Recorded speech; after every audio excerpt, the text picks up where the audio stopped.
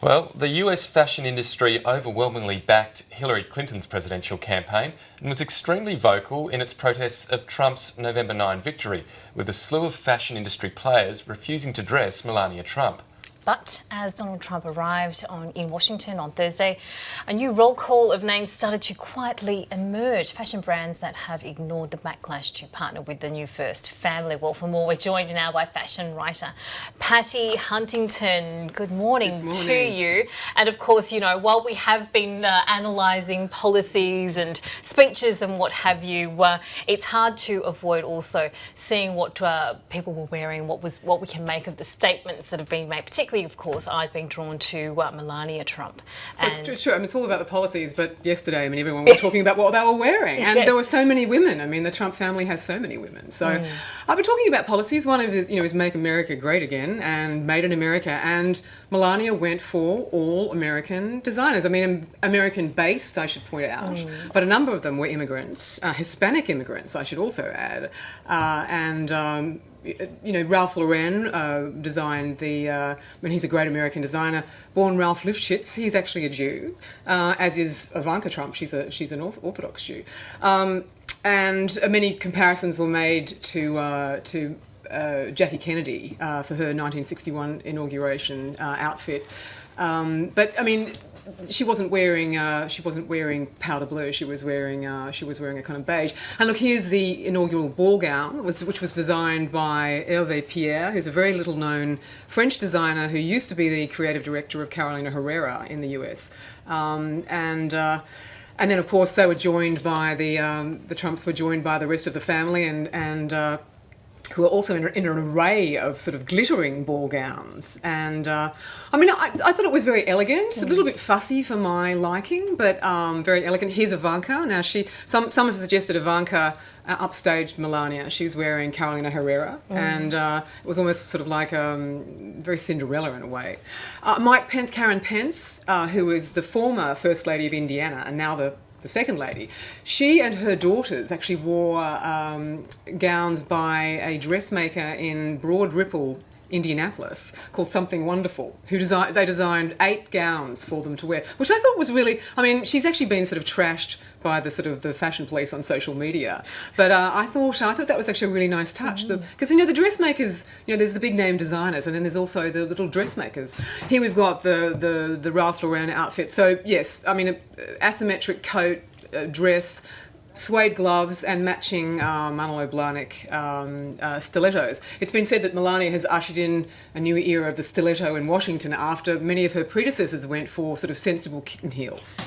Now, so she's in 4-inch heels. And do I note there as well that Ralph Lauren was the designer of Hillary Clinton's outfit? That's right, and also Ivanka Trump's swearing-in sort of outfit. Yes, no, I mean, he very bipartisan, and he dressed Hillary also for the inauguration, for the swearing-in. So interesting. I mean, yes, there was a huge backlash after the election with many designers, as we've discussed, saying that they just, sure, she's the First Lady, but she's Donald Trump's wife, and because they don't agree with his policies and they're horrified by him and what he stands for, they're going to avoid her. And look, I know even yesterday, even fashion sites, Fashionista is a very big American fashion blog, even InStyle magazine, which is now edited by an Australian expat, Laura Brown, they were at least 2 major US sites that just did not ignore the inauguration altogether. And look, Women's Wear Daily, who I write for in the US, I mean, they said yesterday, witness history regardless of your politics. And I mean, the inaugural gowns are going to be sort of archived at the Smithsonian Institute, also I think the second lady. So,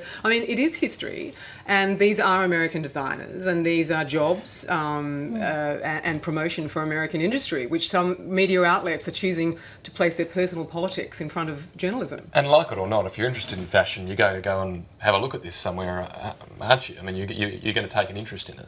Of course. I mean, how could you avoid yesterday? I mean, the fact that people now know the name of Hervé Pierre, who they didn't before, and look, that's an emerging designer. Michelle Obama was very sort of gung ho about supporting emerging designers, and she wore a young up and coming designer by Jason Wu for both of her inaugural balls. Now, Hervé Pierre is a veteran of the industry, but he's still not very well known in his own right. That's right. As a designer, designing under his own name, he's branching out now. So look, I mean, and and its promotion to the Arlington, there was a wreath laying in Arlington Cemetery on Thursday, and Melania wore a black military coat designed by another very sort of emerging sort of indie designer by the name of Norrisol Ferrari, born in the US but from, I think, Colombian and Venezuelan background, whose father was a wounded war veteran. And look, she gave a statement saying, "I was very proud and honoured to dress Melania Trump," and as for the backlash, said, "I'm against discrimination in any form." So there's that attitude as well, that anyone who, if you say you're against discrimination, how can you discriminate against a woman, also tear down a woman because of her husband's policies? Now, I want to touch on, there are far fewer options for the blokes, particularly when you're President of the United States. But what did you make of Donald Trump's, he's obviously dusted off the dinner suit last night, but also his suit choice on the for the speech yesterday? Well, he's always wearing a sort of a suit with a very large sort of oversized jacket, but I thought it was pretty inexcusable to which, you know, the Trump haters will love that. I mean, inexcusable to be the swearing-in ceremony, sort of with your hand on a historic Bible, with your suit jacket, you know, unbuttoned. I don't know. And then the tie is just way too long. He just looks sort of unkempt most of the time. I thought he sort of dusted up pretty well for the inaugural ball. He was wearing a sort of quite slim-fitting sort of tuxedo. So, but yeah, I mean, I don't understand why he would. I mean, a man would choose, you know, now in politics would choose to sort of to not button up their jacket, and particularly for an occasion like that. Well, it's also, and people forget this, is it's actually a very cold event. It's very cold in Washington at this time of year. That's right. And sometimes presidents are tempted to just not wear the overcoat because it looks better wearing a straight suit. But interesting to see that he did wear the overcoat for most of the morning. Right, but maybe with the jacket on, he thought he had to get out of the way quickly, and he thought that he would not restrict himself. So, I mean, it was very, very interesting. I mean, certainly from a fashion perspective. I mean, CNN had, I think, 3 style reporters just talking about the gowns, you know, the White House, the changes that are going to be made. And here's Ivanka, and Tiffany both wore white on for the swearing-in ceremonies, and here they are. And look, Tiffany wore for the inaugural ball. She wore a gown by a Beverly Hills West Coast designer by the name of Simon, I think. I'm not sure if that's how you pronounce it, but Iranian Jew, a Persian Jew, expat designer based. Apparently there's quite a large enclave of Iranian Jews in Beverly Hills, and that was a sort of very glamorous. I mean, they looked like they just sort of stepped off the Hollywood red carpet, didn't they? Well, it was a slightly different story though for one of Trump's inner circle I'm mentioning here, Kellyanne Conway. I think we caught a glimpse of her outfit. What was it dubbed? It was dubbed revolutionary in style, interviews, because it looked like from the sort of 18th century sort of American or British, British military. Look, that's actually Gucci, so a very high-profile Italian brand. Draw comparisons with that. A Nutcracker Soldiers Paddington bear.